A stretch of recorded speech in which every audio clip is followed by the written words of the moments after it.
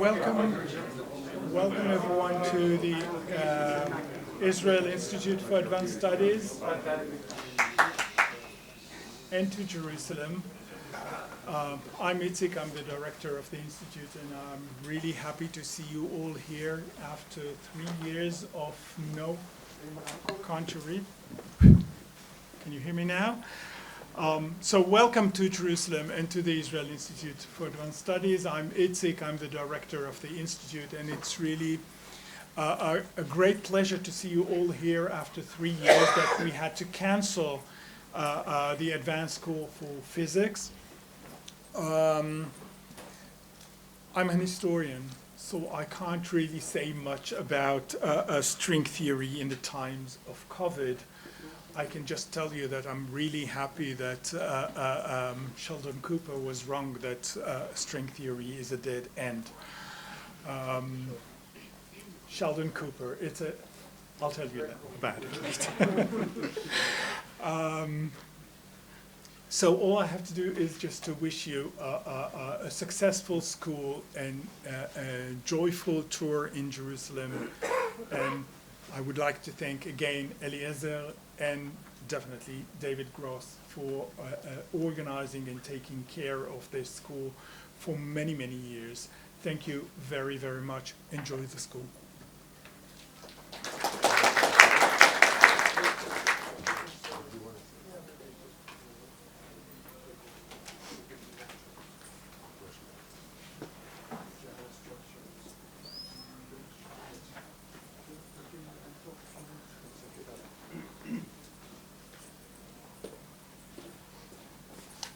Okay, welcome. It's really a pleasure for us to have, after the COVID period, to meet again face to face and have the school here. We want to thank the Institute for Advanced Study for hosting us for all these years, and these are quite a few years. And I think the special pleasure here is from time to time we have people which were students in the school become lecturers. I think we will have, our next lecturer will be one of the youngest lecturers that ever gave a lecture in the school. I think he was also once as a student, but no, he denies, so he probably has a good reason for that. But at least I remember that when he was very young, he gave a lecture here. So overall, the structure we have is there are lectures, which are 1.5 hours each. We try that each lecturer gives 4 hours. So we hope that for many of the students, this will be a transformative experience, because I think in 4 times 1.5 hours, you can really learn a lot. And then you can decide if what you learned interests you and if you want to contribute to this field or not. We do have the habit of having in the evening tutorials, so where we would ask 2 of the lecturers to stay and the others not to be there, and then the students are free to ask questions, and the lecturers, if they can, will even provide the answers. So David, I hope I gave you enough time to think what you say now.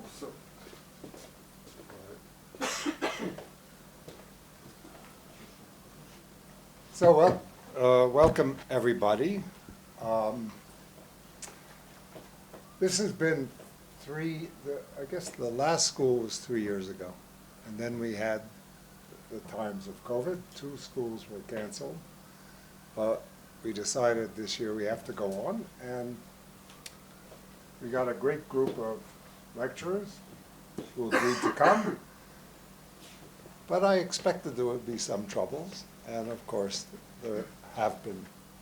So there are going to be slight changes, hopefully not many more.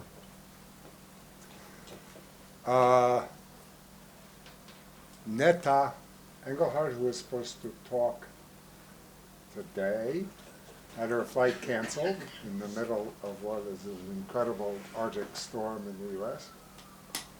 But she will come later. In her place, Zohar Komagorsky, who was not scheduled for today, will give his first talk after lunch. Igor Klebanov, who is scheduled later in the school to give 4 lectures, had to cancel because he got a serious case of COVID. So we therefore have a bit of a more flexible schedule, which is not yet totally determined, but you will be informed. So far, all the other lecturers are intending, likely to be here on schedule. Eliezer explained briefly how the school operates. I wanted to do something, but today is a bit rushed because we're starting a bit late, is to introduce everybody, including the students. But we'll do that tomorrow. The first session, we'll just go around the room and everybody will introduce themselves, where they're from, what they're interested in briefly. We were a bit worried that in this time it would be difficult to fill this room, but it turns out to be not the case. That's great. But meanwhile, during COVID, they fixed up the IAF. So even this room, I'm surprised, unfortunately, they replaced the blackboard. They didn't talk today. Right. This is a total surprise to me. I would have fought like tooth and nail, but you know, it's the fate of physicists to be covered with chalk. That's okay. You can wipe chalk off, but you're covered with this stuff. It's hopeless. Anyway, so this is very unfortunate, but it'll work, I imagine. Is it high tech? Is this not? It's just a whiteboard. Okay. Aside from that, everything seems to be greatly improved in the building. So congratulations to the staff here. They've done a beautiful job. We put together a program which is not just string theory, but string theory, field theory, everything interesting that more or less has been happening during the years of the pandemic.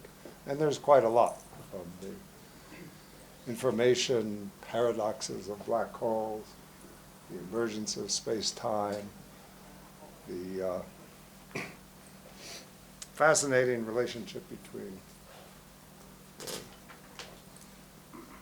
quantum properties of states and a holographic structure of space-time. Developments in quantum field theory, extension of what we understand and know about symmetries, phases of matter. It's been a very productive 3 years. So there's a lot to cover, and we have a great set of lecturers. And as Eliezer said, this school is really intended to teach people and to allow people to truly understand new material. So the lectures are an hour and a half. Does not mean, you know, you're invited to ask questions during the lectures, but the tutorials allow students to truly interrogate the lecturers without having their elders around to scare them. Do you want to announce any of the other events? They'll come later. Okay.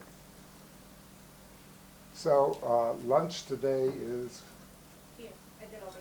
here in the lobby. Makes it very easy. Any questions? Somebody must have one question. No question. So if not, we'll begin because we don't have much time. And our first lecturer, Nadi Seiberg, is famous for giving the first lecture at the Jerusalem or anywhere in the world in this millennium.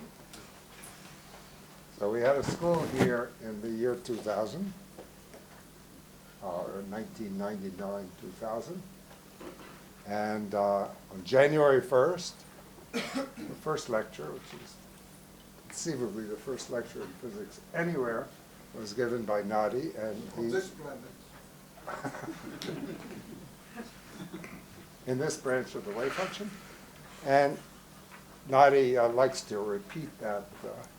So he's giving the first lecture of the school this year, the series of 4 lectures on the remarkable developments in quantum field theory. And the title of his lectures is The Power of Symmetry. Nadi. Thank you. It's really a pleasure to be here. A few introductory remarks before I start. I will not follow David's dictum. Please interrupt me with questions throughout the talks. He said no. He said wait with the questions till the tutorial. Please interrupt me. I do not know what your background is. People I recognize already have a diverse background. So the only way to keep everybody happy is to interrupt with questions. I'll be very happy to stop for an aside on something I did not plan to talk about, if there are questions about that. Just get this stuff out of the way.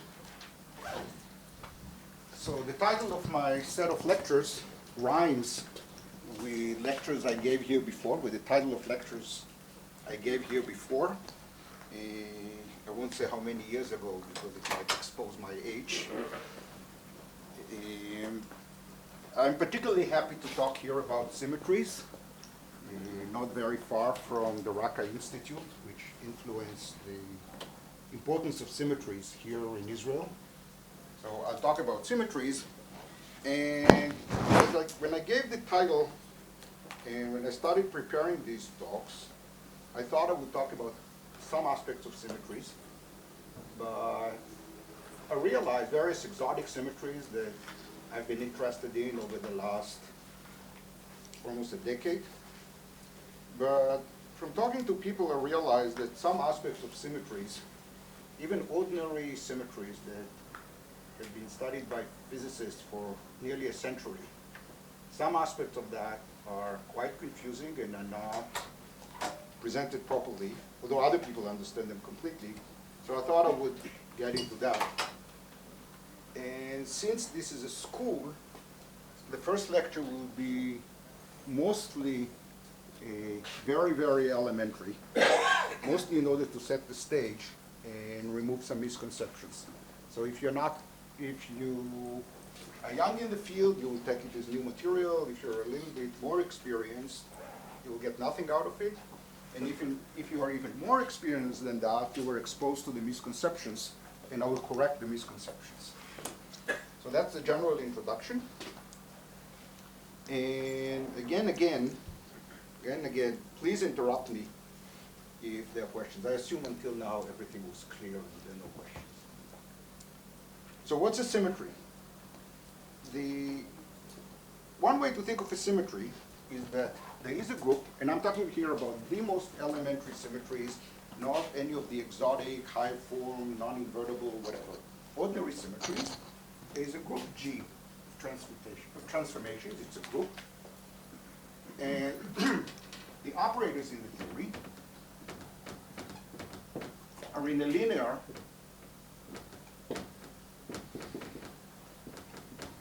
and faithful representation.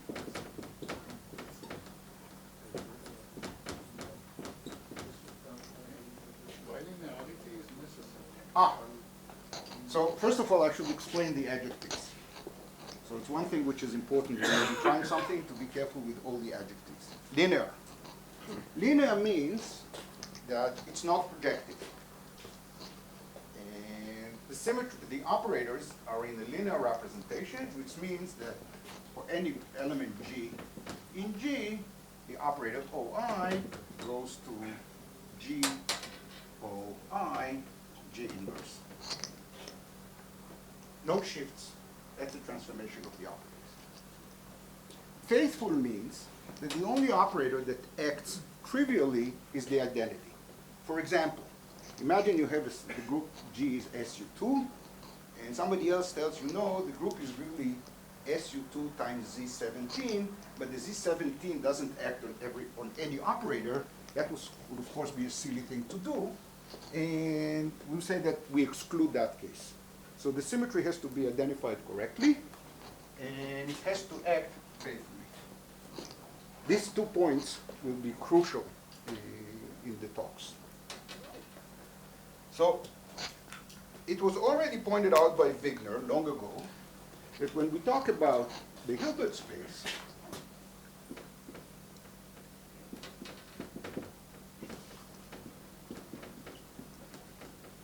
things are a little bit different.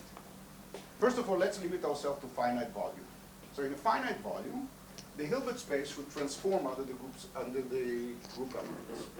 In infinite volume, more subtle things can happen. But in finite volume, the symmetry can act.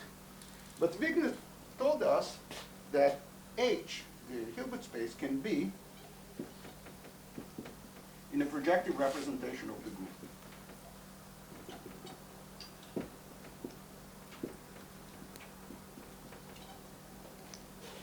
So the key point is that in quantum mechanics, the Hilbert space, the phase of the wave function doesn't matter. Only the relative phase between 2 states is important, but the phase itself is not important. The operators transform by conjugation, and therefore if I modify G by a phase, it drops out. But when the group G acts on the states, it can act projectively. Let me give an example. So we consider 1 qubit, and there are 2 states, plus or minus.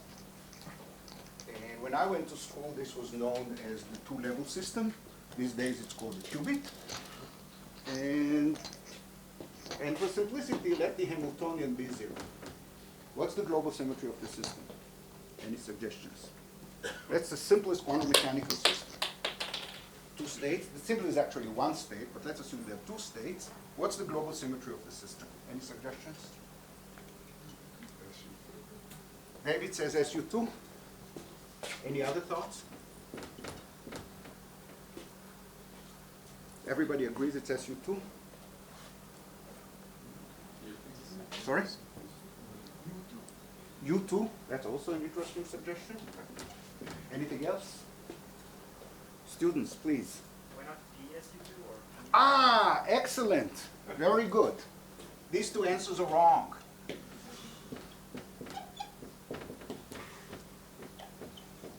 That's the correct answer. Because I said that the operators act in a representation of G, and they act in a faithful representation of the group. All the operators are in triplets of this SU2 or SO3, and therefore SU2 does not act faithfully. So the true symmetry of the problem is SO3. And U2 is wrong because the phase of the wave function doesn't mean anything. And another way of saying it, sorry, how do you raise this? This is the other problem with the whiteboard that you can't erase with your fingers. So there's U2 that seems to act, but we have to mod out by U1 because the overall phase doesn't matter, and this is SO3 or PSU2.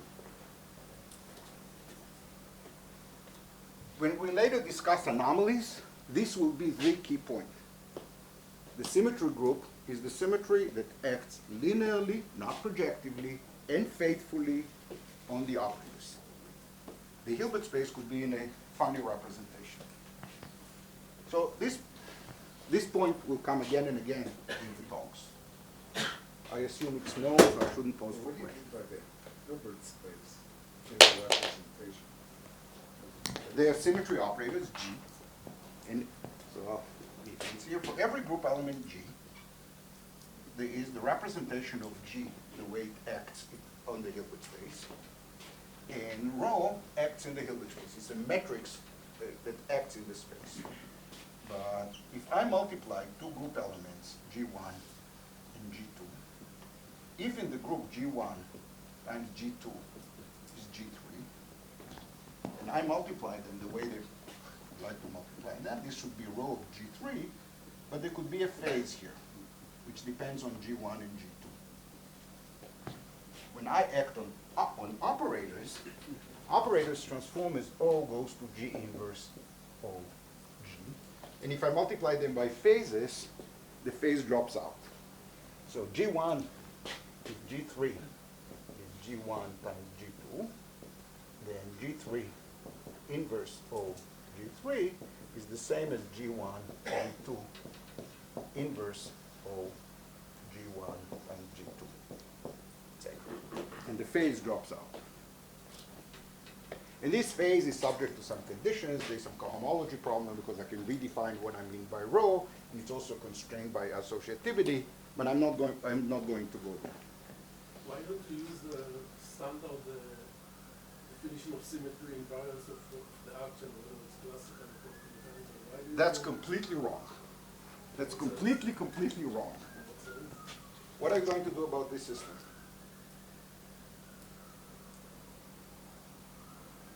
Well, you had a general recipe. What are you going to do with this system? The issue with anomalies is, okay, so let me put it. What I see here is projective, the fact that the Hilbert space is in the projective representation. This is the statement of anomalies. And as you could see, it has nothing with classical versus quantum. It has nothing to do with the measure. It has nothing to do with divergences. It has nothing to do with an infinite number of degrees of freedom. So, in quantum mechanics, it's the statement that the Hilbert space realizes the symmetry projectively. We'll get to field theory, we'll do it again. But in quantum mechanics, anomaly is the statement that the Hilbert space transforms projectively under the symmetry group. You're not happy. But the question is whether there is a reason to leave the standard definitions and go to this. So that's why I said that there are three classes of people in the audience. Those who never heard about symmetries and anomalies, they will learn something. The slightly older ones learned it correctly. And the even older ones, like you and I, have to unlearn some things that we learned. Still, what makes it a symmetry is that it commutes with the Hamiltonian. Right, so it's symmetry commute, the operator G commutes with the Hamiltonian. So G, H, G inverse equals H. And it acts linearly and faithfully. Two conditions, linearly and faithfully. And then anomaly is the statement that it acts projectively on the Hilbert space, which was understood already by Wigner. This is not something new. Right? So you can have half-integer spin in quantum mechanics, you cannot have half-integer spin in classical physics. So this brings me to, sorry? Okay, maybe I'll get an email from one of them. I give the wrong reference.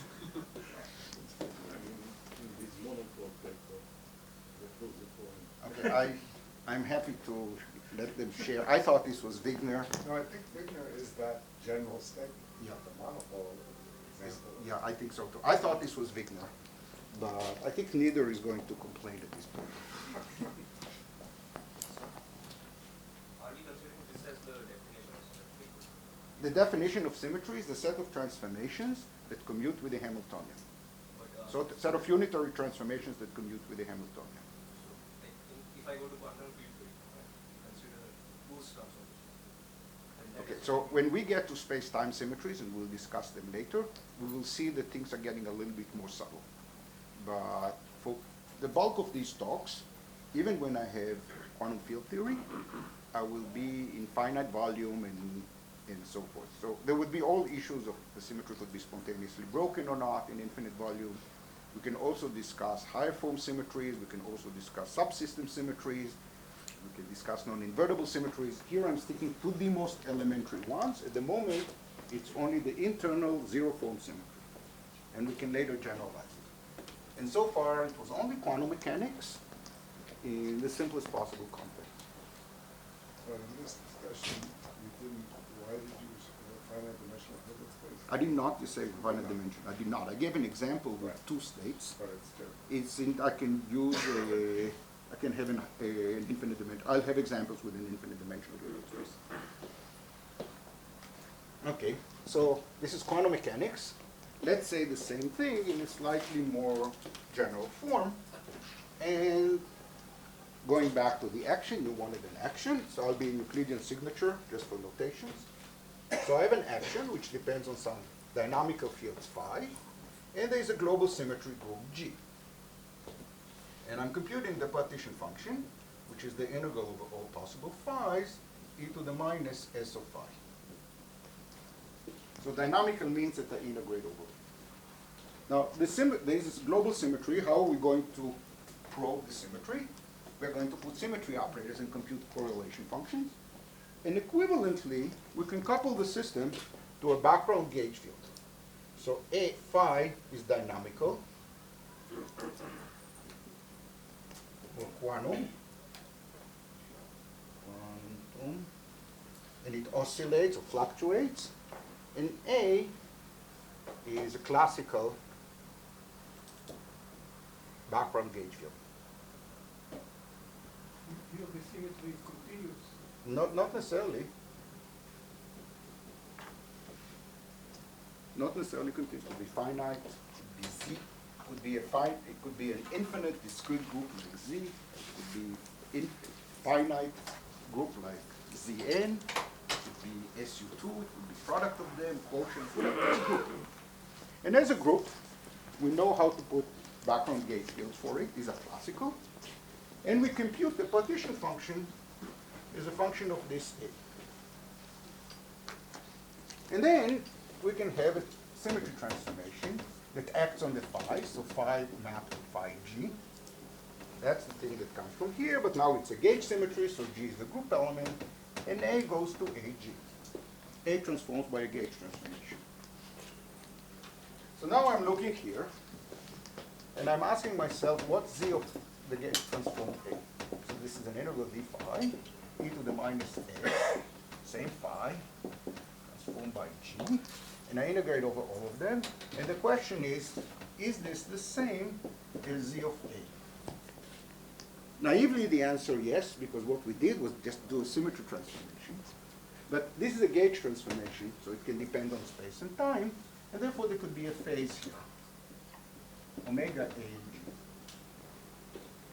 This is the modern definition of anomalies. The modern definition of anomalies is that there is such a phase. Now, the first thing you can ask yourself, well, maybe when we wrote this S,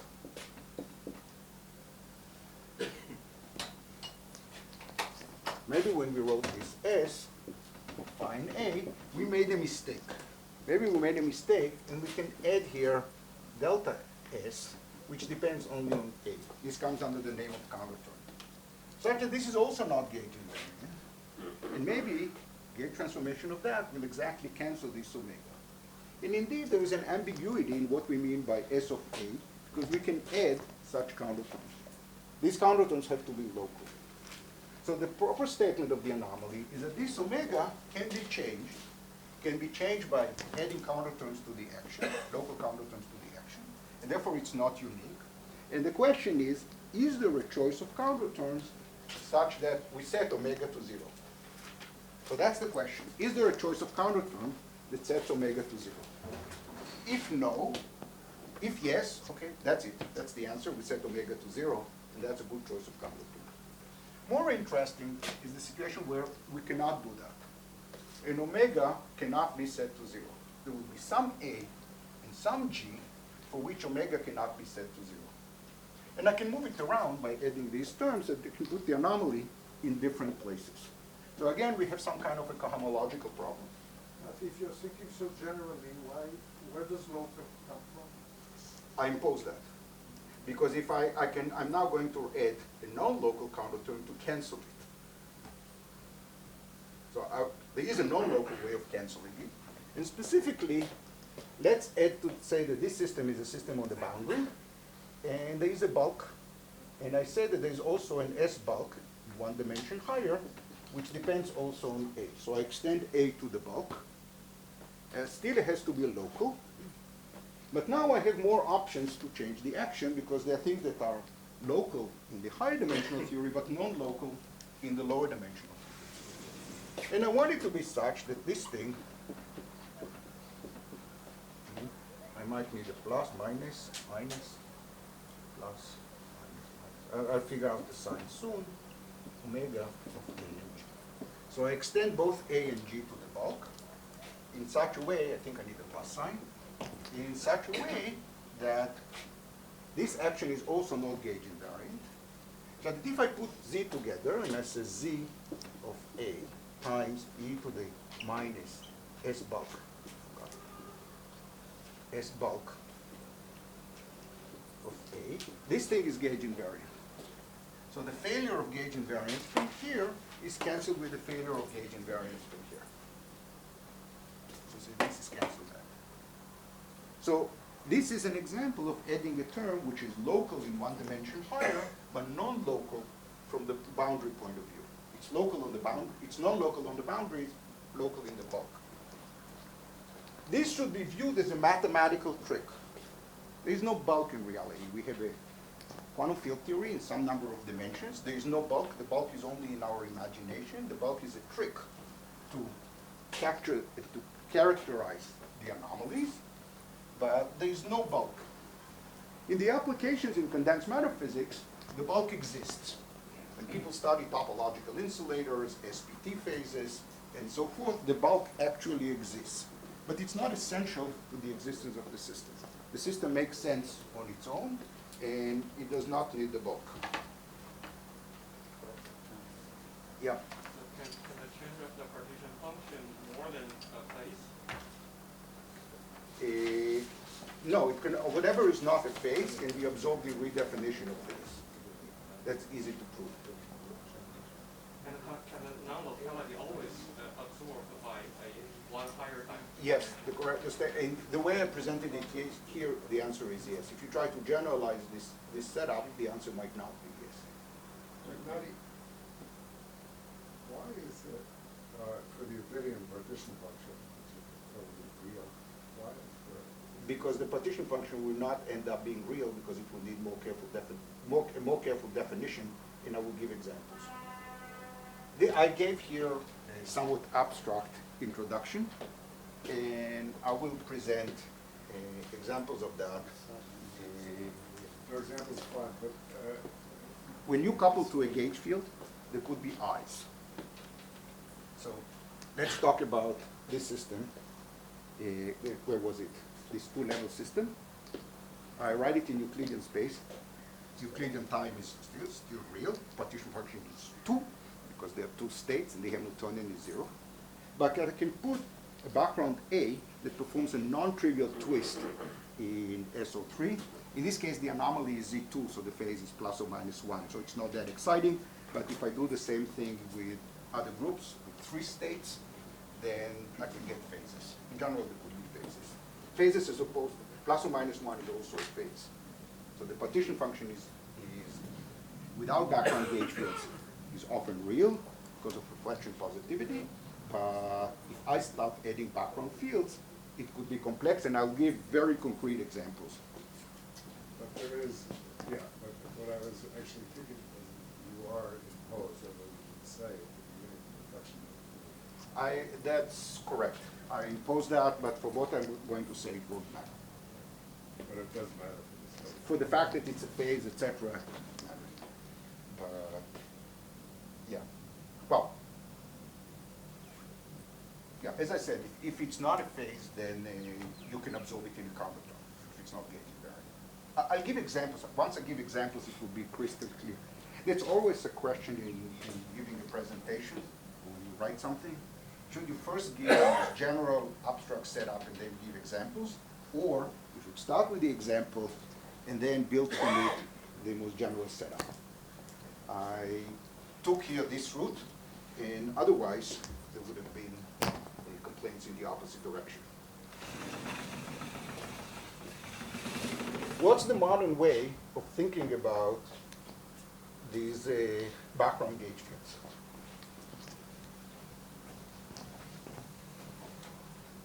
So we have a system that has a global symmetry, and we would like to couple it to background gauge fields. And in simple cases, it's completely straightforward. You write some kind of minimal coupling, and that's what it is. But if the group getting is a finite group, what does it mean to couple it to a gauge field? if the gauge field that I want to study is a non-trivial bundle, and things could be a little bit more complicated, even if it's continuous, there's a recipe to address all of these, both of these questions. And in order to present that, I'm going to assume that the field strength is 0.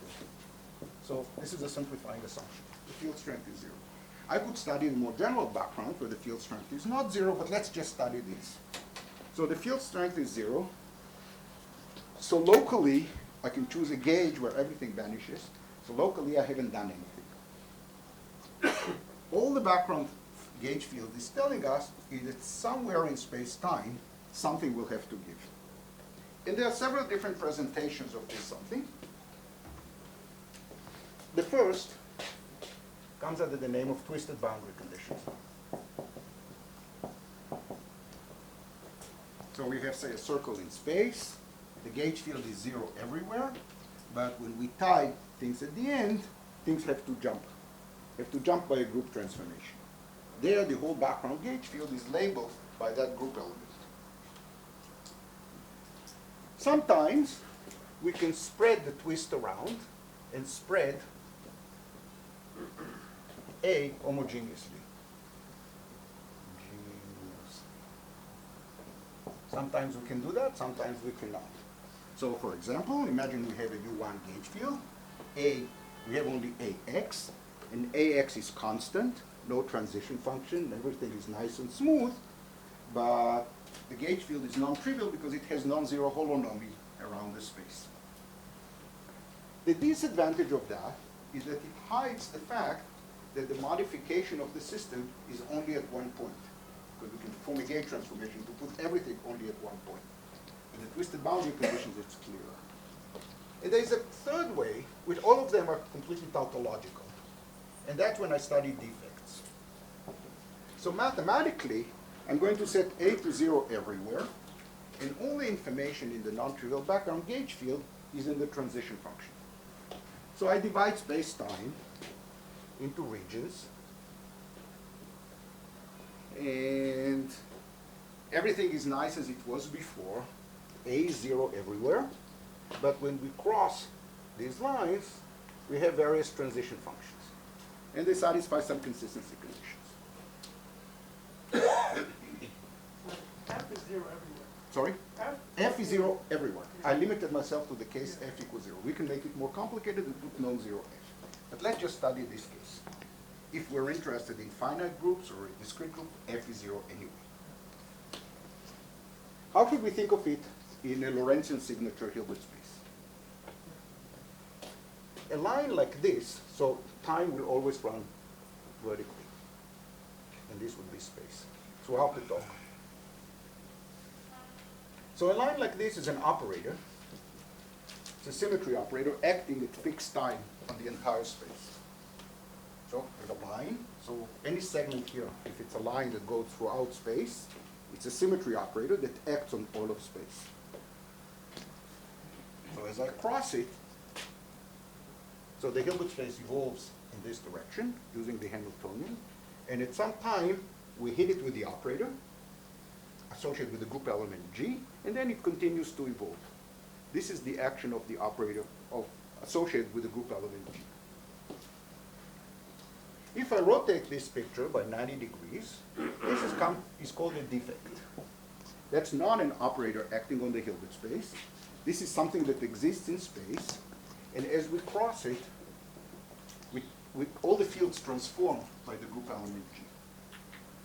Now in relativistic systems, it goes this way or that way or that way, it doesn't matter, I can rotate the system. In non-relativistic systems, there's a big difference. These are operators and these are defects, and we should keep that in mind. Later in the lectures, I'll talk about non-relativistic systems, and they have symmetries and anomalies and so forth, and this distinction will be quite important. Now, these operators and these defects are topological. So from this moment on, so I write topological defect / operator.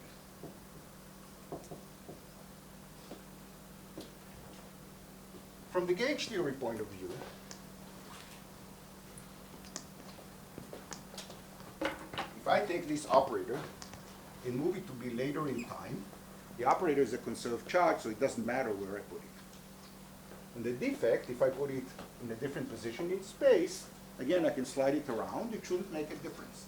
In fact, if I use the picture of twisted boundary conditions, I can't even say where the defect is. All I know is that as I go around, all the operators transform. And if I'm in a more abstract situation, I can move these lines to be wherever I want, and it shouldn't change the answer. Does anybody know what this is called, this change in the lines in the math side?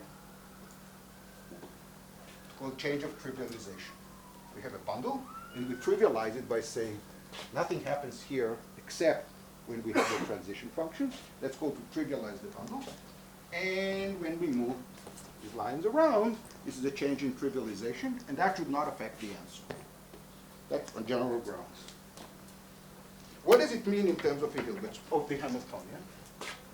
So imagine we have a Hamiltonian with a defect, sorted with the group element G. And the defect is position number I. And then this Hamiltonian should be the same as the Hamiltonian of G if I put that at position I prime. Right? I can move the defect around. Also, it should be the same as the same Hamiltonian if I put here H, G, H inverse. Because I did a gauge transformation everywhere except, and that conjugates G. This symbol means that the Hamiltonian as an operator might look different. But these relations are relations by a unitary transformation. So from the Hilbert space point of view, moving the defect around or changing the group element in the same conjugacy class is achieved by a unitary transformation. So far, everything is easy, and it says in a complicated way things that we already know. Except that we can ask, what happens is that if I start moving things around, I don't come back to where I started. In other words, I start moving the defects or the operators around, I should come back to where I started, or maybe up to a unitary transformation, but that's not true, and the partition function changes. That's a statement of anomalies. So anomaly will come if I compute the partition function with some defects labeled by G at position I, and that's the same as position A prime, and maybe I put here H, G, H inverse. It should be the same because all I did was to move the defect around, but there could be a phase here. Same omega that I had before. So, If you have several defects, should you move them all together? no, you can move any one of them can move any way you want, and you can slide them around. So it should be, if there's no anomaly, I can move them around as freely. There shouldn't be a problem. This is just a different way of presenting the same gauge field. Different ways of presenting the same gauge field equals moving these defects around. This is just a different choice of trivialization. I can also introduce two more defects of GG inverse, right, next to each other, and then I can separate them and bend them, etc. All these things should give the same answer. All of these things are related by gauge transformations. And they almost give the same answer, except this interesting phase.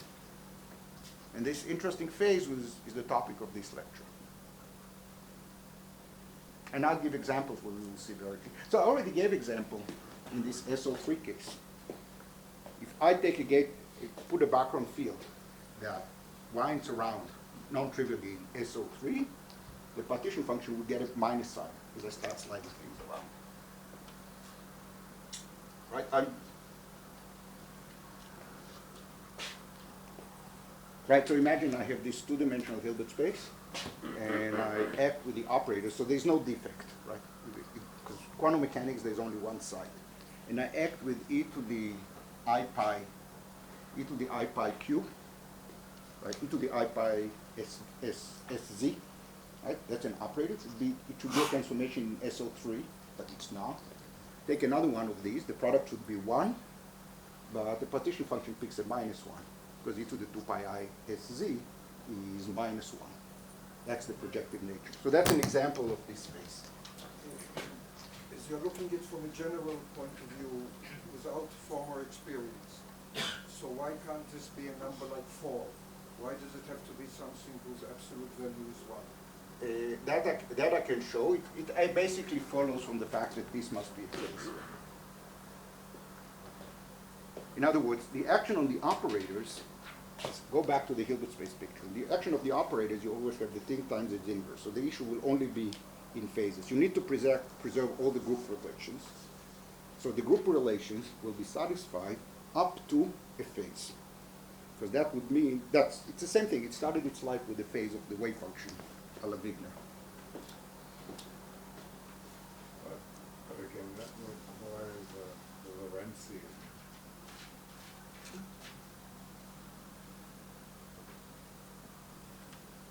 The main reason actually that got me interested in this, and I'll talk about it later in these talks, is this is all very nice. It requires Lorentzian, requires smooth space. Everything has to be nice the way relativistic quantum field theory works in the continuum. My goal, and I'll talk about it later, is let's assume that we don't have Lorentzian variance. In fact, let space be a lattice and time be continuous. Our friends, condensed matter physicists, that's what they do for a living. How can we adopt this general formalism to the case where space is a lattice and time is continuous? And it turns out that a lot of things that condensed matter people have been doing, going back many decades, and all the way to modern developments, can be phrased in the language of anomalies once interpreted correctly. And that's what I will do later in the course. So that's one reason I keep a distinction between the operators and the defect. This had been, if I was going toward the relativistic system, I would say operator, defect, what's the difference?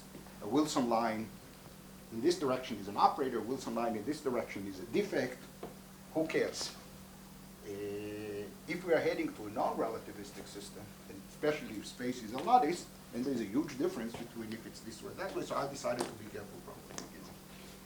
Right? Yeah. So conjugating by H, you said, amounts to conjugating the Hamiltonian with a unitary. That's correct. And naively, doesn't that mean that trace e to the minus beta H, for example, is invariant? Okay, good. It should. The whole thing, the reason it's called anomaly is that naively something should be true, but it's not. That's why it's called anomaly, because it looks anomalous. Otherwise, we would say that it's some property. So how are we going to study these things? Since you asked the question, I'll say something to pay attention to. Please continue to ask questions, because, yeah, but let me first answer his question. So the object we'll be interested in, as we try to imitate these constructions, is to have some defects labeled by a group element G, and I'm going to suppress the index I, and I'm going to be careless of whether G is the conjugacy class or the group element itself. Otherwise, I'll have other indices. And I have a Hamiltonian that depends on the group element G, localized at some point, and I will give examples, and it's with point, and there could be several of them, and it's at different points. And I'm interested in the partition function, which was this Z. Where was it? This Z, which is the trace of this. And I'm going to put here H, a group element. H is an element of the symmetry group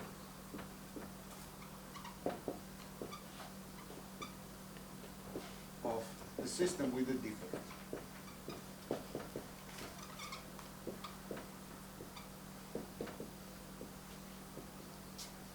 You're inserting one H inside the trace? It could be a product of elements. It could be H1 times H2 times H3, and they could act at different But times. it's not H times H inverse.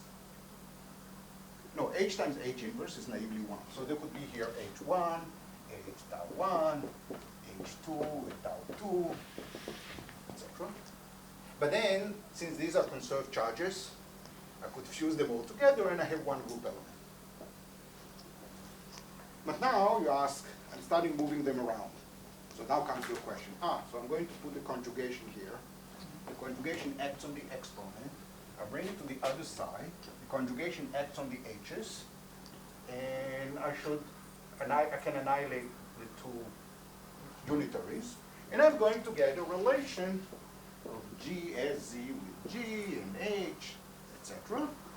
equals Z of some G prime, H prime, etc. following from the conjugation. Okay, this is the thing that I wasn't understanding. Z labeled by I, that I labels that H that you can see. It could be either I here, I was the position of the defect, Yes. which I suppressed here. And in addition, I could also put here other insertions. So the Hamiltonian depends only on G. This is the twist in space. And in addition, I can put here some H. So let's call it H. So that would be, I don't know, rho inverse, and this would be H. So naively, we should have something like this because all the unitaries kill themselves, but that's the wrong answer. The right answer is that it works up to a phase. And this phase that we're talking about here, so we compute the trace. Naively, we multiply these unitaries, what can go wrong? As we will see, the unitaries might have something funny in them. Could have something funny in them, these unitary transformations. And the something funny will lead to a phase. Indeed, so moving all these defects or operators around is implemented by unitary transformations. And if there's a mistake in moving them around, this means that there's something funny with the unitaries. We thought they commute, but they actually don't commute. And therefore, there could be a phase in here. This is the hero of this talk, of these talks.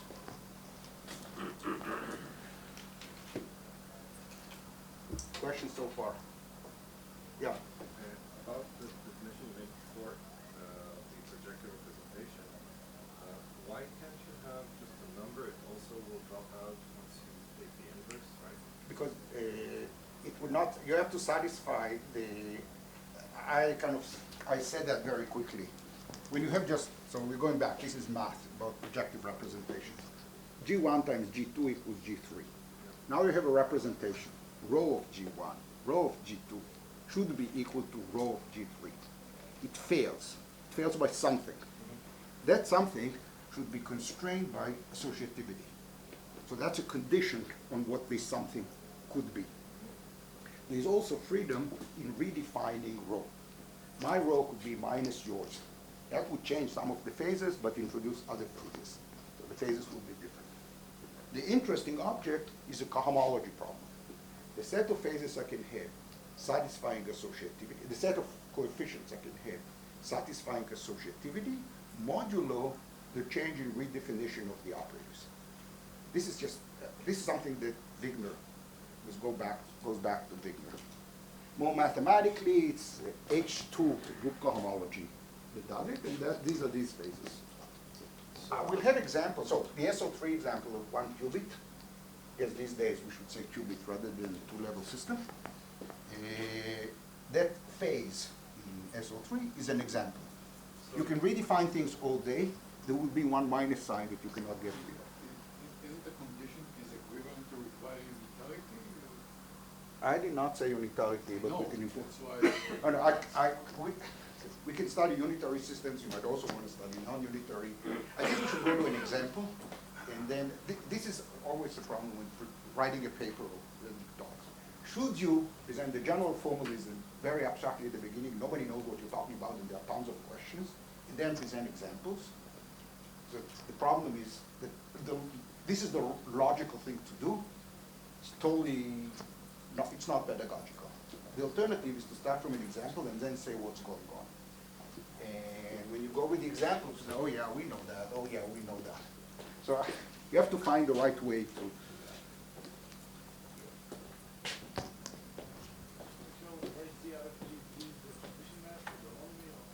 Same thing. Yeah. G is that, yeah, in space. And the claim is that when you change conjugate class, it doesn't change, or the claim is whether something when you change the when you change the conjugacy class, it definitely changes. When you change the representative when you change the representative within the conjugacy class, things could happen. But how do you relate it to changing I? I said I is the position of the defect. That's another unitary transformation. I'll give examples. When you say anomaly, do you also talk about what happens when you change I? Or Both, what happens? both. I start changing things. I picked something. I put the defects in some positions. I put some representatives. Everything. I make sure that the transition functions multiply correctly, and I computed the partition function. Then I check what happens when I start changing the group element or sliding the defect. And things shouldn't change, but they do. And that's why it's called an anomaly. So I'm going to, when did I start? Around 10:16. Okay, I'm going about 10% of the speed I planned. How many of you heard about the C equals 1 compact boson system? Some of you have. David have. So David knows about it and I couldn't review it. Or even Shmuel, so 2. How about the students? Nobody heard about it? Okay. So we'll be in 1 + 1 dimensions or 2 dimensions.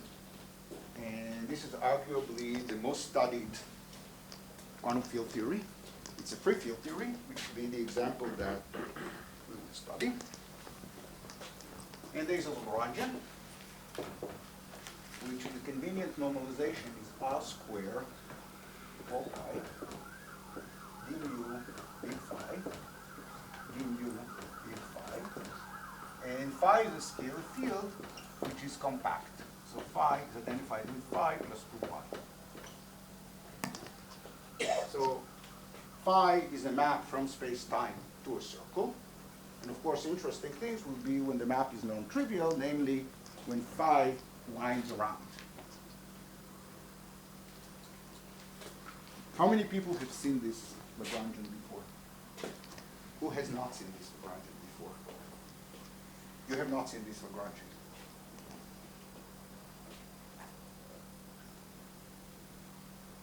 Well, It's the 4 pi that this is the 4 pi or the square in the R?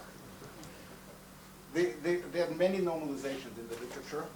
I recently switched to the 4 pi because it's a more convenient normalization. If that's what bothers you. No, R is the radius, is a number. Okay. For example, 15.5.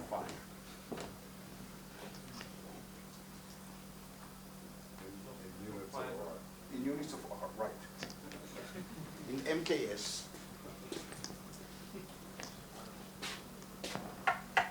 So I'm not quite sure how you know that. So this system is arguably the simplest quantum field theory.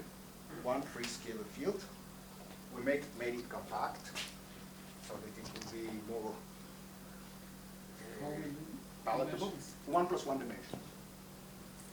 Otherwise, it's either easier or harder depending on your perspective.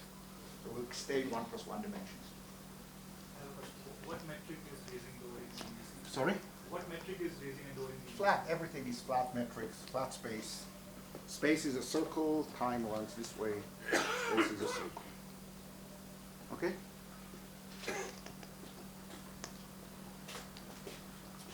So, Sorry, target space is a circle. sorry? Target space is a circle. Target space is space-time itself. Space Oh, you is also a do that? circle. Okay. Well, it's one-dimensional. It doesn't have too many options. It's either the real line or a circle, or we could also study disconnected places, but we'll keep it a circle. And with time, we could either let it be R, it could be a Lorentzian signature, or we can be Euclidean signature. And if I compute a trace, I'm a Euclidean signature, and we have periodic boundary conditions. Our friends, the condensed matter physicists, like to write this action slightly differently. And they write 1 over 2 pi dt phi dx theta. They use theta. High energy physicists call that phi tilde. minus 1 over 4 pi r to the minus 2 dx theta square plus r square dx phi square. And just as phi is circle valued, so is theta.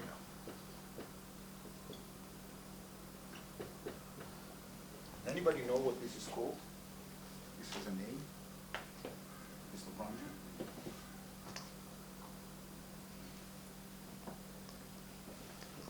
First of all, the physics of this Lagrangian is exactly the same as the physics of that. You can integrate out theta. Sorry? No, that's not Riemann. First of all, we're not on the lattice. We are not in the lattice. You can't see. Can you turn off the light? So I can write it again. This Lagrangian has a name. It's called Latinger liquid.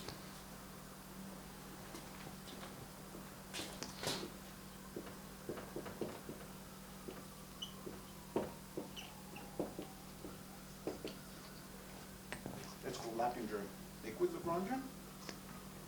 And I told you if you integrate out theta out of this, you get that one, but you can also integrate out phi out of this, and you get the third presentation of the model, which is 1 over 4 pi r square du theta square, du theta. You can remind the audience, I don't remember actually, what physics it was supposed to describe? It describes the physics of a liquid in 1 plus 1 dimensions. Describe the C equals 1 compact boson. Why was it called Latinger? It's probably a special type of liquid. No, it's the one described by this Lagrangian. Mr. Latinger did a lot of good things. He was a famous condensed matter physicist. He did a lot of things.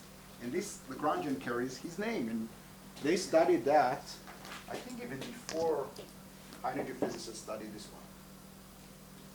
When you integrate all the theta or phi, do you take into account this? Oh, yeah. That's why all the 2 pi's are where they are. All the 2 pi's were arranged such that when I integrate out, all the periodicities work out correctly. I can do that in detail, but let's not waste time with this. So now, if some symmetry, so what you say that the symmetry of this actually just co-current with the versus positive symmetry? I mean, do you need all this elaborated definition that you started with? Yes, I will need that. Every element, every sentence I said in the general discussion will be absolutely crucial at some point in this discussion, even in the discussion of this system. You look skeptical, but what can I do? There's also a Z2 that flips the sign of phi and theta. All these, I'll discuss the symmetries. So it's not co-current relationship, it's more than that. Yeah, I can flip the sign of phi and theta. That's a Z2 symmetry. There's U1 cross U1 semi-direct with Z2. With semi-direct with Z2, all these things will be very important. Just hold your horses. Question, does anybody know what the name of the transformation from this to that? That has a name.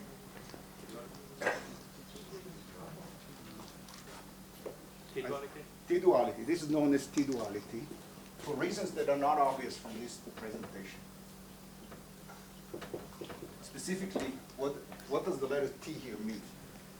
But anyway, this is an invention in the 80s. I think this was introduced in the 80s, although the transformation was known long before that.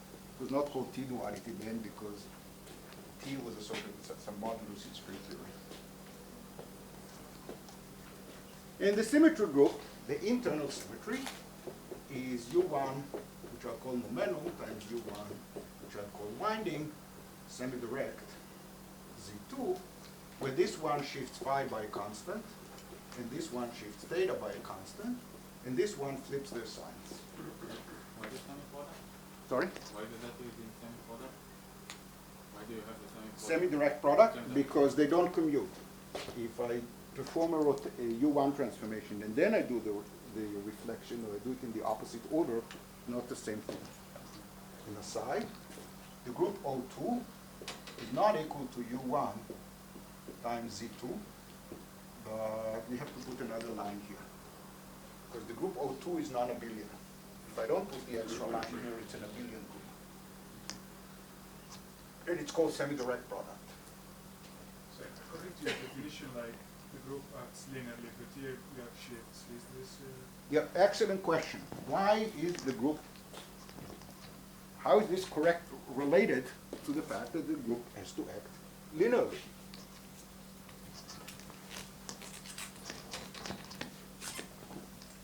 The Lagrangian that we use is only in our mind. It doesn't really exist in quantum theory. In quantum theory, there is no Lagrangian, and there is no phi, and there is no theta. Because phi and theta are not invariant under the periodicity.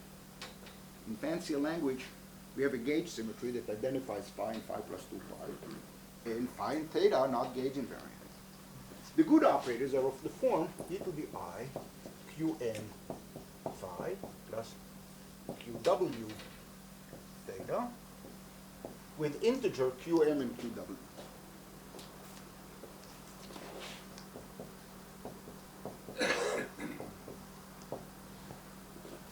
They are indeed invariant under these shifts, and sure enough, the symmetry acts linearly on them, rather than things called inhomogeneous shifts. Yeah. If that's a different theory, it's the limit as r goes to infinity of this thing, so you can absorb r in phi, and then the coefficient here is 1, but the periodicity has r in it, so that's a limit of that. And that limit is actually quite singular, because the target space is non-compact. So we would like to talk about simple things, and it's compact.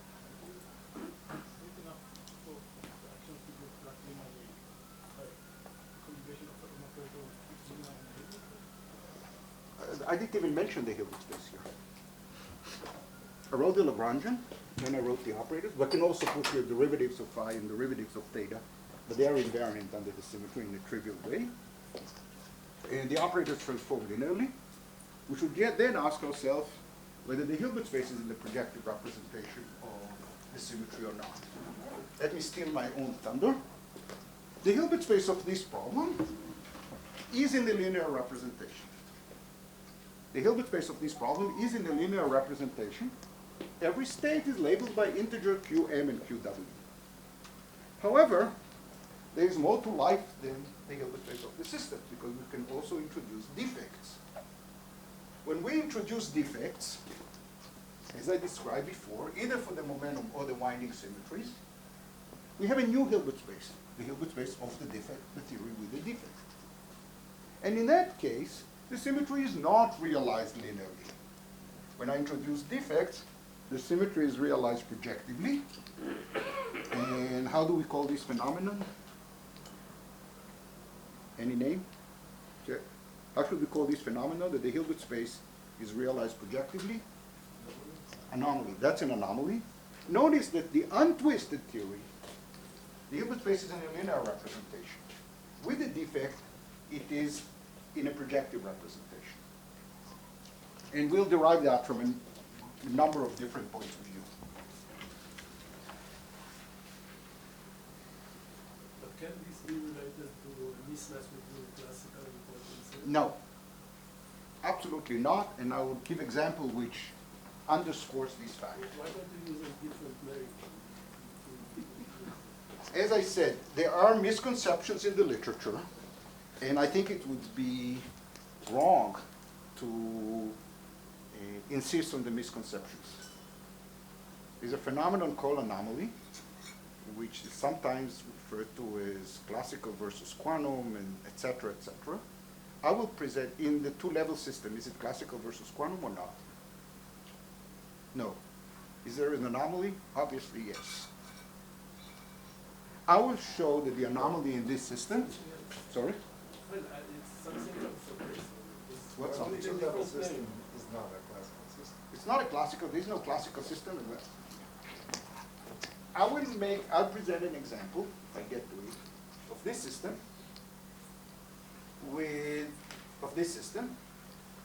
where it will be a quantum mechanical system with a finite number of degrees of freedom, finite number, not fields, degrees of freedom, where all the anomalies will be visible. And the issues of classical versus quantum will not even arise. And there will be a classical Lagrangian. There will be a classical Lagrangian. And I think your problem is a problem that I also faced. You and I learned it incorrectly. And now we have to first unlearn it and then learn it correctly.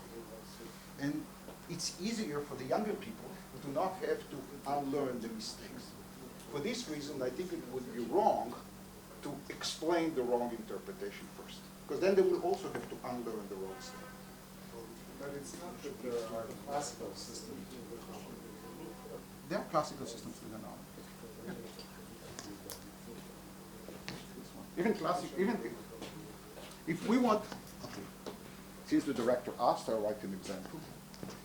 So let's take this Lagrangian, and let me suppress all the coefficients. Nothing, can you change the push? Ah. רק במקלחת. So since David asked,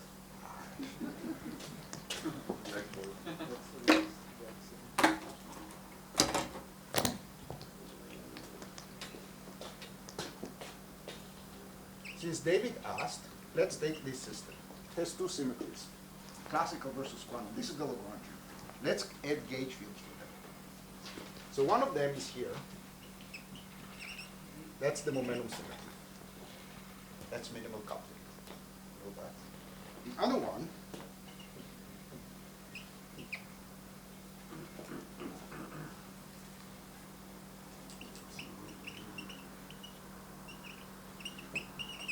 for the winding.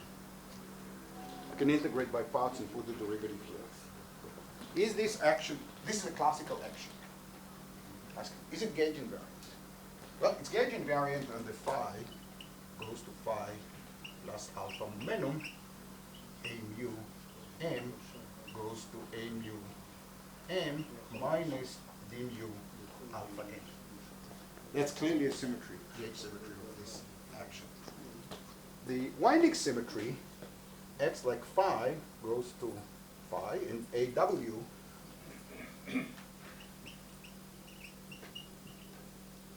what did I do wrong?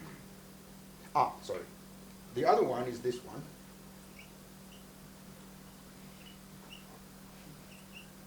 So this is a good symmetry, but this one is not. Because this term is invariant, but this term is not because of the shift of phi. If I integrate it by parts, I would have here d mu phi epsilon mu nu d a w. Right, this is the same as integration by parts. And now it is invariant under this, but not under that.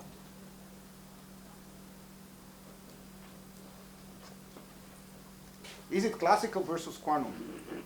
No, it's completely classical. It has nothing to do with quantum. Is it because we have to regularize the determinant in Fujikawa and so forth? It's completely classical. If you add another derivative to the second phi, then Okay, so now you ask, can I get rid of it by adding counter terms? no, just add the derivative in front of phi. Okay, I can tell you the answer. You can add terms all day, and you can move the anomaly around. And maybe in some of the things I said here I was imprecise, and the anomaly is not in this term, but in that term. But the fact of the matter is that this is an action with classical gauge fields. This is an action with classical gauge fields. It's trying to be gauge invariant. It couples minimally to the currents of the two symmetries. Right? One current is d mu phi, and the other current is epsilon mu nu d mu phi. Right? These are the two currents. The terms linear in A couple correctly. And I put the term linear in A square such that this term is invariant but the other is not. And there is a mixed anomaly between momentum and winding. And for the billionth time, it is not classical versus quantum. It has nothing to do with regularizing anything. But is it not true that these two currents are conserved classically? That's correct. The currents are conserved. So what do we know? The currents are conserved. The symmetry is there. There are charges. In this case, there are currents and the symmetry is continuous, etc. If the symmetry is a discrete symmetry, there are no currents, but the charges are still conserved. They commute with the Hamiltonian and so forth. But when you subject the system to non-trivial background fields, or when you introduce these defects, the symmetry does not act properly. And for the billionth and one Just term, suppose you insist of coupling it to a background. Without it, I won't see this anomaly. that's correct. That's correct. Without the gate field, the symmetry is there, everything is completely kosher. With it, still things are still kosher. It doesn't mean that the theory is wrong. There's nothing wrong with the theory. But you wanted to preserve the gate symmetry when you couple it to background fields, and you failed.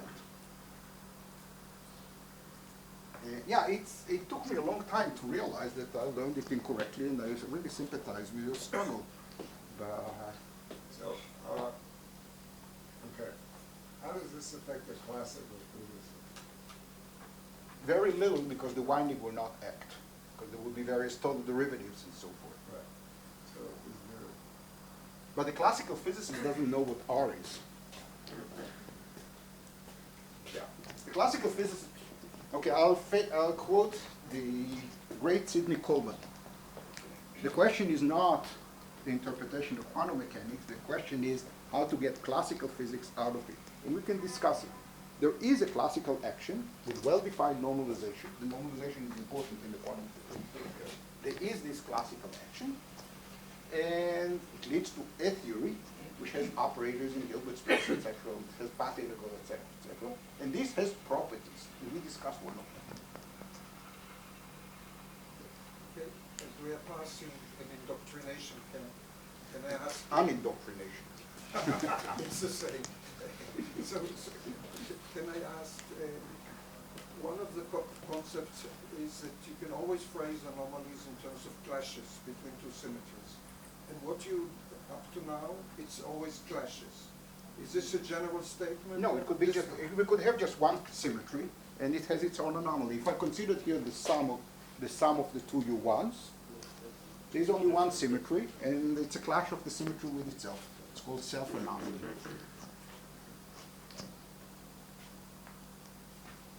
Yeah. No, the history of this subject is unbelievably confused. I don't want to repeat the misconception. There's a long list of misconceptions that are common. I don't want to repeat them because some of them might get through, and I really don't want them to get through. Oh boy. What do we know about this system? Okay, there is no material that I have to cover.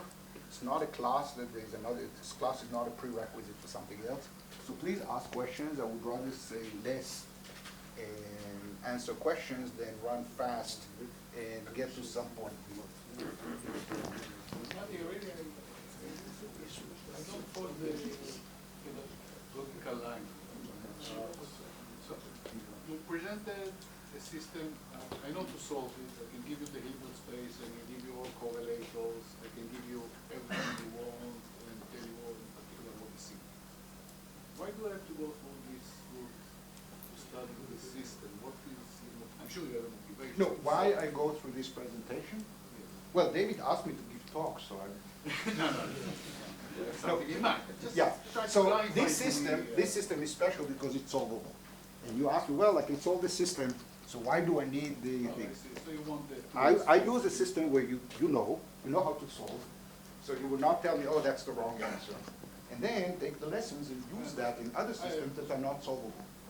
I'll probably not get to it here. Can you draw an example of an interesting unsolvable thing that you have in mind? With QCD. QCD. Very interesting problem.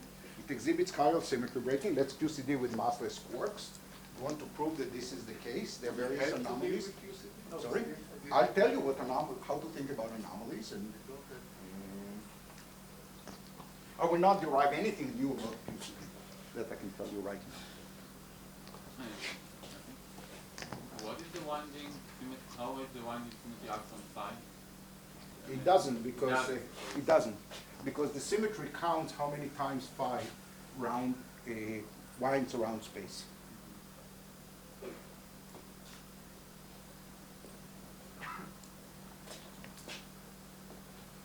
What do we know about this system? So, as we were told, this system was beaten to death, hundreds of thousands of papers, literally, written about this system. Everything you want to know was calculated on any Riemann surface. This was really from different points of view. Just for the sake of what we talk about here, I did it here, I'm labeling the states of the system by two integers that I mentioned before, the momentum and the winding.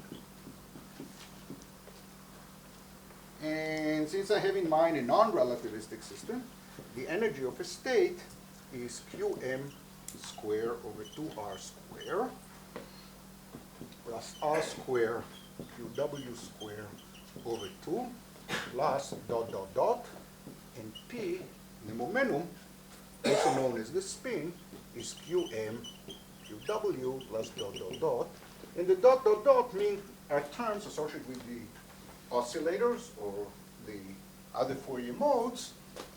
They are independent of the two integers and are independent of r. Is it the energy or the energy squared? That's the energy. That's the energy of the system. For the experts, I would say this is L0 plus L0 bar, and this is L0 minus L0 bar. And if you don't know what I mean by that, that's okay.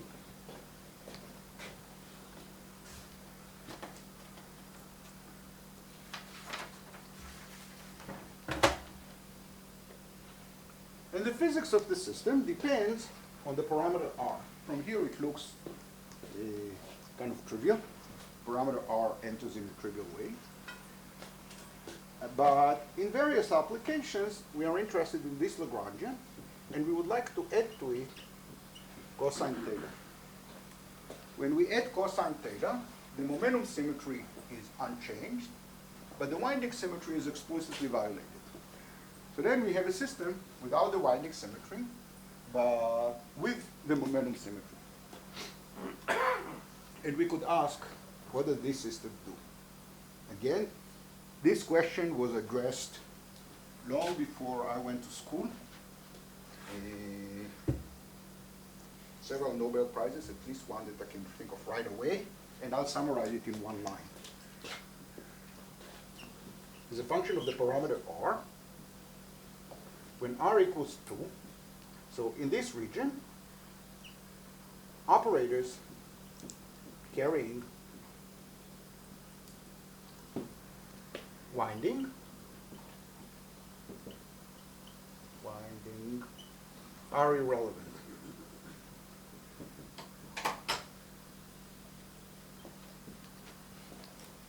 They're irrelevant. And since they are relevant, that means that their energy, the dimension is larger than 2. And in particular, this operator is irrelevant. Its dimension is larger than 2. And therefore, the theory remains the free compact boson.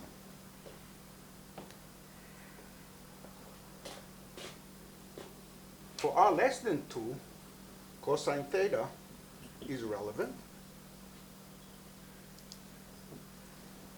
And the theory is gap. There are no Master's degrees of freedom.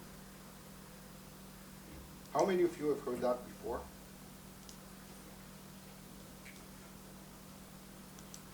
Anybody under 60 who heard it before? Ah, only one. You're under 60. Have you heard it before?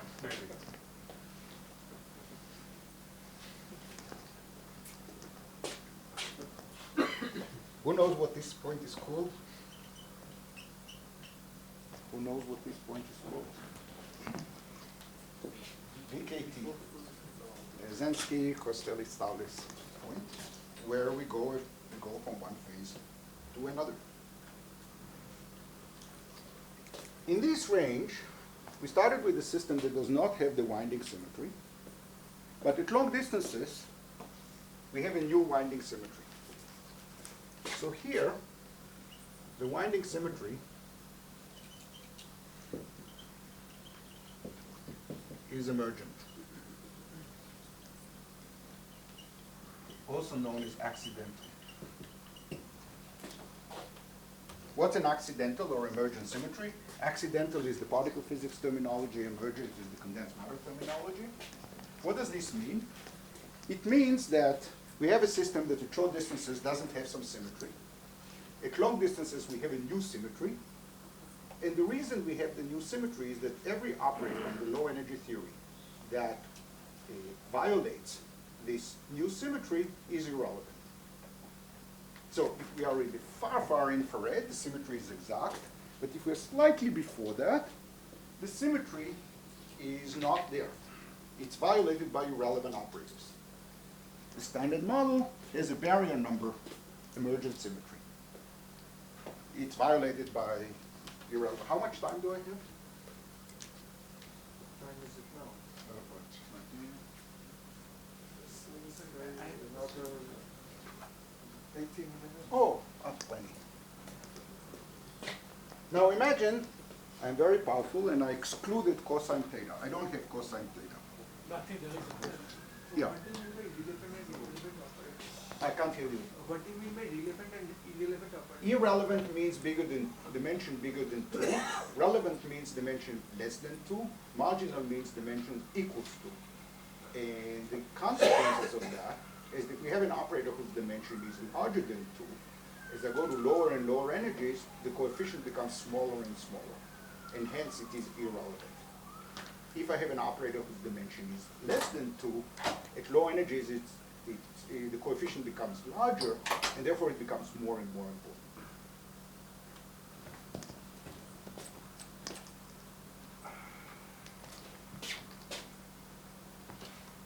So now let me change the system. Take the same system and use another color.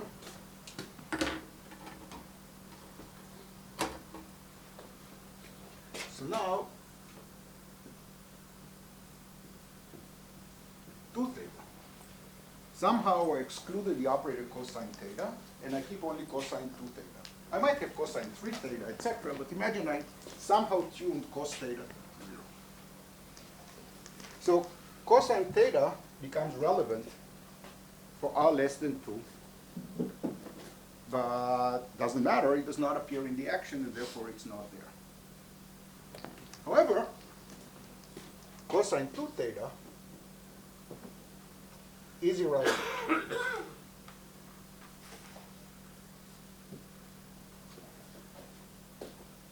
So now we can march into this phase. Cosine 2 theta is irrelevant, and therefore it doesn't matter. Cosine theta would be relevant, but it's not present in the action, and therefore it doesn't change anything. So the system remains as without any deformation at all, until cosine theta becomes irrelevant, and that happens at r equals 1. And here, cosine 2 theta is relevant. And the system is gapped in trivial. What is the self-dual radius? That's r equals 1 is the self-dual radius. As you could see from here, if you change r to 1 over r. Marginal operator. Sorry? And the truly marginal operator at r equal to 1 would be cosine of. No, it's dx, d phi, d bar phi. The truly marginal operator is d phi. In the theory, the last line, the p theta d theta theory, at r equal to 1, there is an exponent in theta that is a truly marginal. It's not truly marginal. It's marginal, but not truly marginal. I can go through. You can just substitute in this. It's the SU2 point. Yeah, it's the SU2 point, but it's not truly marginal. We can yeah. We can discuss how T-duality works and the fact that there's SU2, but I think the coefficients here are right. The coefficients are very important for what I'm going to say later, so that's why I'm going this way. So if somehow I kill the cosine theta and I left cosine 2 theta, and the minor might not be cosine 3 theta, I don't care about that because it's irrelevant here, I can move the BKT point to here. And the system is still the massless compact boson. Here, the same conformal field theory. And here, the spectrum is gapped. And for the experts, this is the SU2 point, this is the self-dual point, and so forth. But that's irrelevant for what I'm talking about here. Maybe I should say immaterial in order not to cause confusion. Because we cannot, r and 1 over r, as I flip here, are not the same because here cosine 2 theta is relevant, therefore the spectrum is completely different.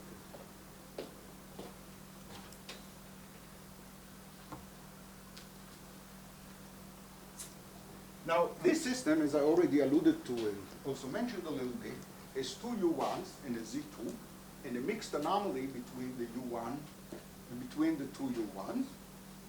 And as was said, it does not affect the spectrum. The Hilbert space is in the linear representation of U1 times U1. And the anomaly manifests itself in a more subtle way. So what it means is that the charges commute, the symmetry is there, the Hilbert space is in the linear representation, everything is nice. And the way to detect the anomaly is to introduce defects. There's another way to detect the anomaly, is that the currents do not commute, and I will do that later. It's also a way to understand the phase transition. Which phase transition? That's what Sorry? the KT phase. Yeah, but the KT happens only when we don't have the winding symmetry. If we don't have the winding symmetry, I cannot discuss the anomaly. I can discuss the anomaly only if the symmetry is there. However, in the case with cosine 2 theta, there is a symmetry here, and then there could be an anomaly in that. And I'll do that in a lot of detail from a new perspective. Not easy to do the necessary and sufficient condition for the anomaly is the obstruction to gauging? Yeah, this is equivalence here. First of all, you need to have a symmetry, then you try to gauge it, and then you fail. That's equivalent to the statement of having a projective representation. No, I didn't say that. I did not say that. But that was the definition of anomaly. The original definition of anomaly was projective representation. Which, no, the original definition was, no, the original, I can go through the whole history. The original definition of the anomaly was that pi-1 decay, pi0 decays to 2 gamma. That was the original No, I definition. meant the Wigner one that you mentioned. Wigner didn't call it an anomaly. Wigner said the correct statement, that the Hilbert space could be in a projective representation of the symmetry. But that's not the definition. Your definition That- is but that- obstruction to gauging is the definition. That's of correct. And in anomaly. special cases, the Hilbert space is in a projective representation. In other special cases, the Hilbert space is not in a projective representation of the symmetry, but the Hilbert space of the system with a defect is in a representation, is in projective representation. And I'm not even claiming that this is the most general thing that can happen. I'm not even claiming But that. there's nothing that I can detect by adding defects that I cannot detect by gauging. Can I detect the problem? Defects is a special case of gauging. Defect is a special case of gauging. This is a gauge where you had, I'm sorry, a topological defect is a special case of gauging. Defect just means that I took the system and I changed something here. Right? I put another spin here, or I put a lower dimension. It has to be topological so that I can slide it around. And if it's topological, I can think of it as a defect associated with the symmetry. So what I really need is to have a topological defect. Parenthetically, that's a symmetry. And then I try to move it around, I try to change the defect, etc. And I should get the same answer. If I fail, this is an obstruction to gauging, and that's the anomaly. And I'm not claiming that this is the more general thing that can happen. What do you mean? I thought the most general thing is obstruction to gauging. That's correct. That's correct. But I did not say that with defects I can explore all of them. I'm leaving open the box. I believe the answer is yes, but I do not know how to prove it. How much time do I have? Because I'd like to say something that is less than 20 years old. I would say that I have a at watch. quarter to 3. Ah, perfect. Perfect. So this system, as I said, everything I said until now was known and fully understood decades ago. There was nothing until today that was not understood decades ago. Although people also understood the opposite during the same period. But now I'd like to do something slightly new. In fact, it is something known and old, but I'll do it from a new perspective. Let's take the original system in any one of the 3 presentations and put a chemical potential. So I'm going to put a chemical potential.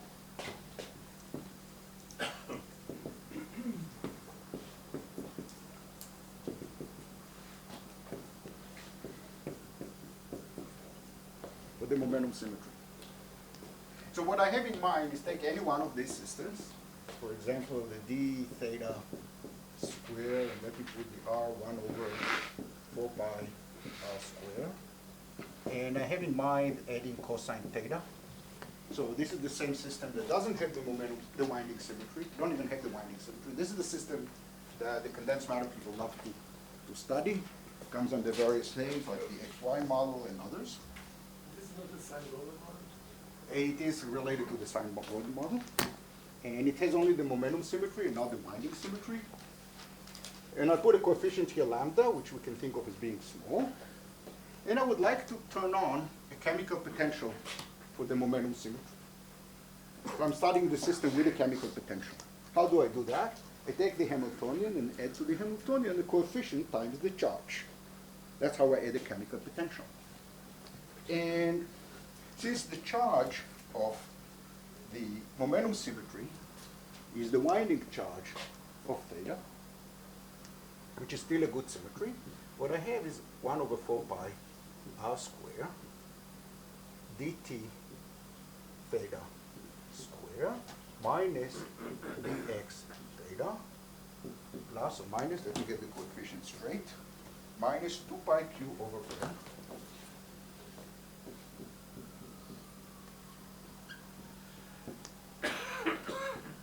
square, and I close this parenthesis, plus lambda cosine theta. Where L is the length of space, space is a circle with circumference L, and Q is like a charge. And you can see that if I treat it naively, dx theta in the ground state is equals to that. So when I integrate dx theta over x, it kills the L, and I divide by 2 pi, I get Q. So what this chemical potential is designed to do is to have background charge Q. So this background, when you turn on a chemical potential, the system has charge, and since it has charge, it's a different system than the one before. Okay? So this is a system we would like to study. So the first thing I'm going to do, let's ignore lambda. Let's imagine lambda is not there, and then I'll turn it back on. So for lambda equals 0, I can redefine theta, and I'll call theta tilde will be theta minus 2 pi q over L times x. And notice that this preserves the periodicity if q is an integer. So it's a change of variables, not doing anything. So what is the Lagrangian after I do that? I get 1 over 4 pi r square dt theta tilde square minus dx theta tilde square plus lambda cosine, and I need with the plus, so I have theta tilde plus 2 pi q x over a. So first we set lambda to 0. So let's assume that this term is not there. Well, we came back to where we started. Does anybody know what this is called, this transformation? It has a name. This transformation is called spectral flow.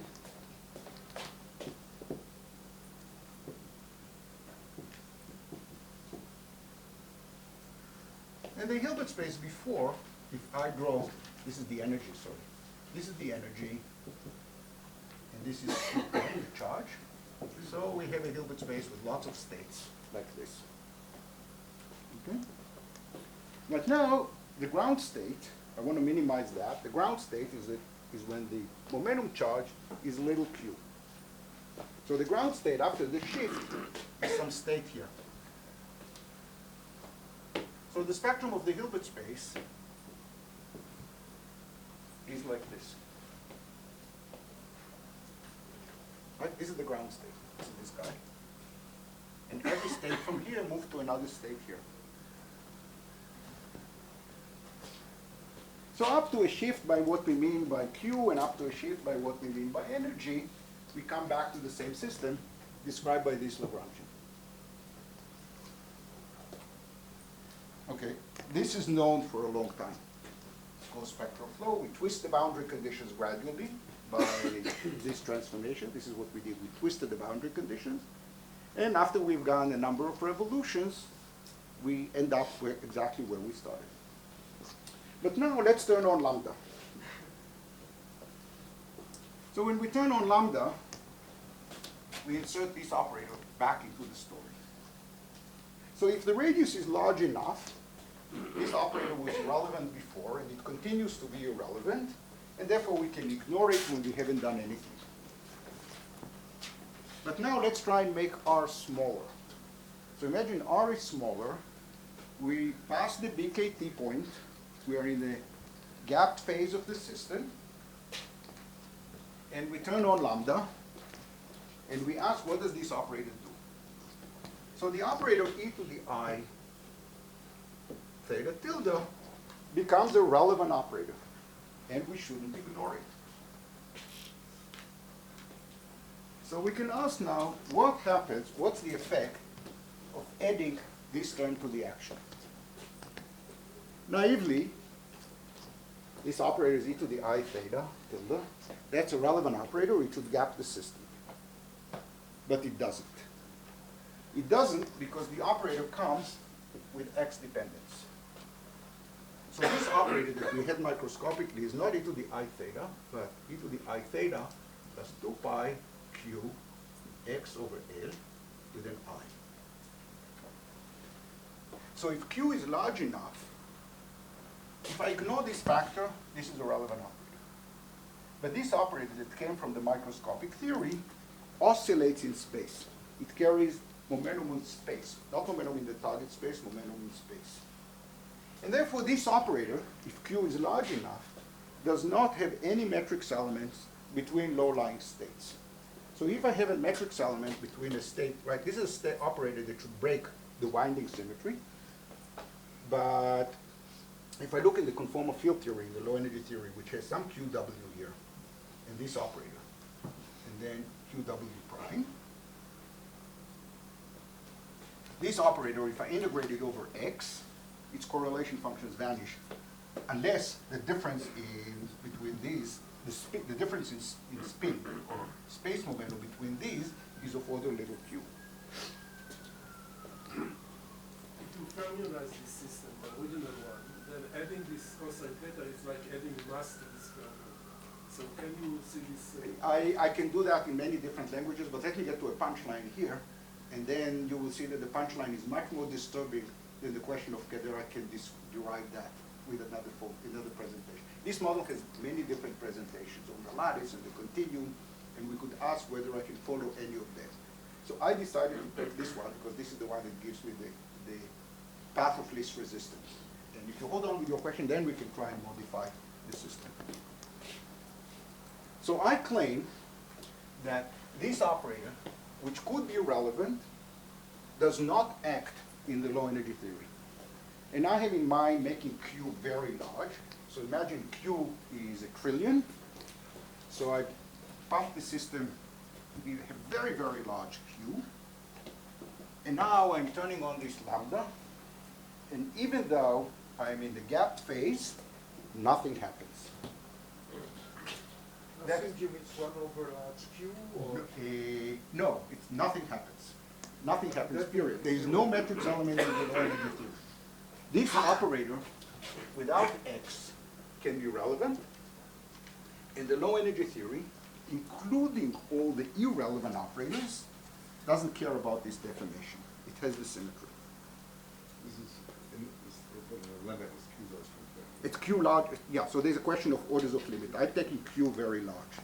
More precisely, I'm taking Q to be comparable to the UV cutoff, and I can formulate all this on the lattice. And I take Q to be a certain fraction of the UV cutoff. So if I'm on the lattice, there's a lattice facing this L, and I have what is known as the filling fraction, usually denoted by nu. It's Q times divided by the total number of lattice sites. So I'm taking the continuum limits with nu fixed. So if I take the continuum limit with Q fixed of the system without the winding symmetry, there is no winding symmetry microscopically, I get a winding symmetry for free, and I get the winding symmetry not only for the winding charge 1, and not only for the relevant operator, I get it for the entire spectrum of operators.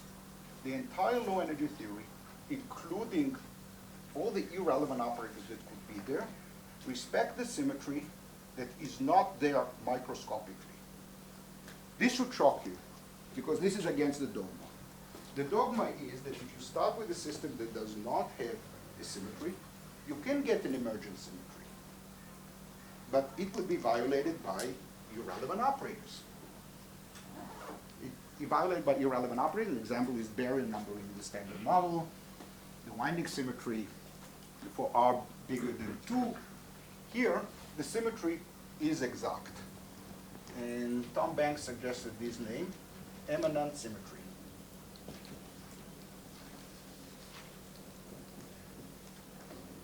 Not the same as emergent symmetry.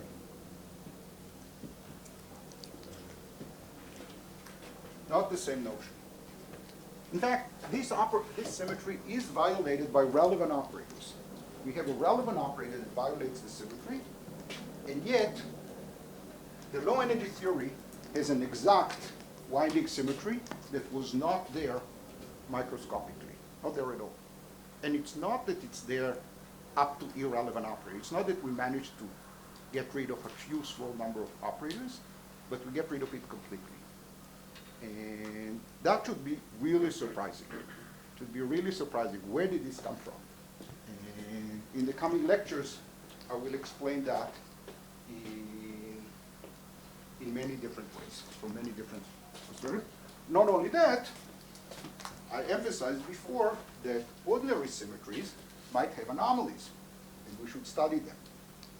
Emergent symmetries might have anomalies, but they're somewhat useless because they do not exist at short distances, so how can we learn anything from symmetries of emergent symmetries?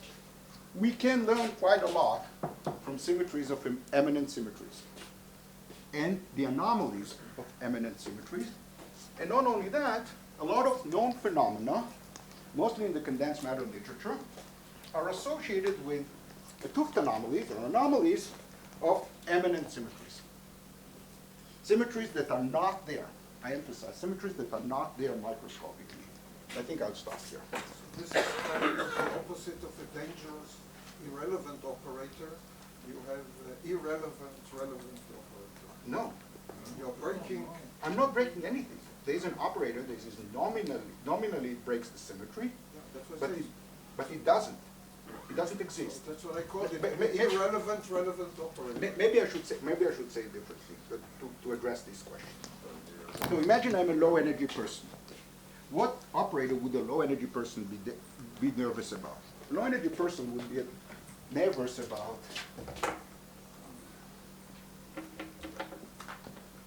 a low energy person should be nervous about the operator. So yesterday you predicted it, Eliezer. So a low energy person should be nervous. And the speaker should be nervous about these markers. A low energy person should be nervous about this guy. That's the guy that is dangerous. It's relevant and it violates the winding symmetry. I claim it's not there. Why isn't it there? Because this operator, when written in terms of theta, the original theta, is e to the I theta, and I have this minus 2 pi q x over L. So this operator, which is dangerous, or not dangerous, violates the symmetry that I got for free, is this operator using the original degrees of freedom, but that operator violates translation symmetry in the original degrees of freedom.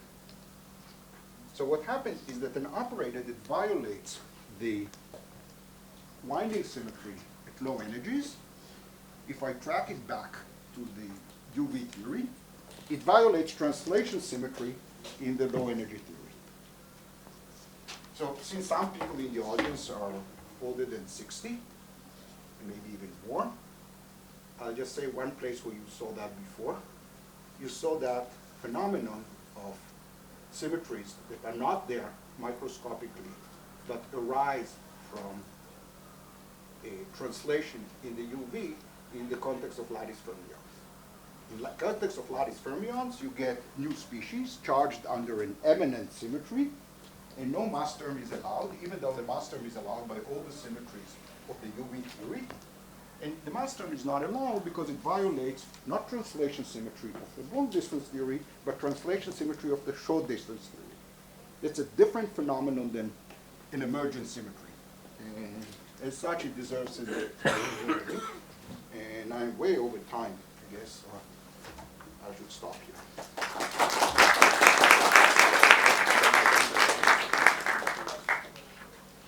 Ask for questions. I ask for questions. The next talk, I think it's three. I don't remember what. No, I think it's. So you talked earlier about coupling these two vectors, how you use this chemical potential, which you view as a vector field. No, the chemical potential is not a background field. So, sorry, it is a background field, but it's not a background gauge field. The eyes are in the wrong place. The eyes are in the wrong place. Typically, chemical potential is like adding A0, coupling to A0. If you wish, yeah. But I think there's an I. When you couple it to A0, it's like imaginary chemical potential. There's an I. I can try and work out the eyes. Well, I think the eyes on this, I shouldn't say blackboard, the eyes on this whiteboard are in the right place. And if not, they are typos. This is here. I should also mention that I did not, that I was planning to say that in the introduction. And I didn't say that because whatever I said was completely general. Throughout these talks, I'm not going to give any references, not because the references should not be given, but in order to keep it flow. Otherwise, I spend the whole time, especially here when I describe history of decades. But all the references are mentioned in the paper I wrote recently with Monk J. Where is this marker? And let's hope that this works. And if you want more references and what was done and the description of the history and all the eyes, we tried to make all the eyes correct.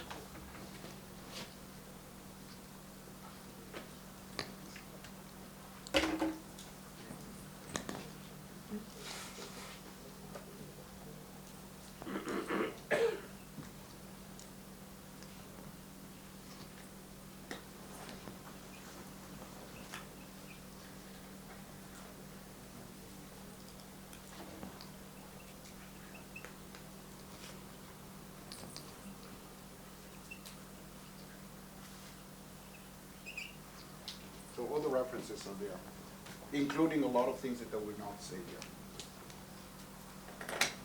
Okay. We are going to see that these I thought we were going to lunch. These phenomena are also in higher dimensions. Yeah, I think whatever we see here in 1 + 1 will only be richer. So what is the counterpart, for example, in Maxwell's?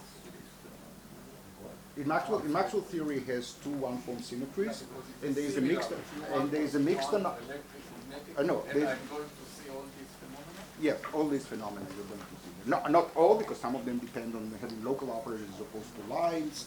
So the transition is a first order rather than that, but there are differences. But group theoretically, it's very similar.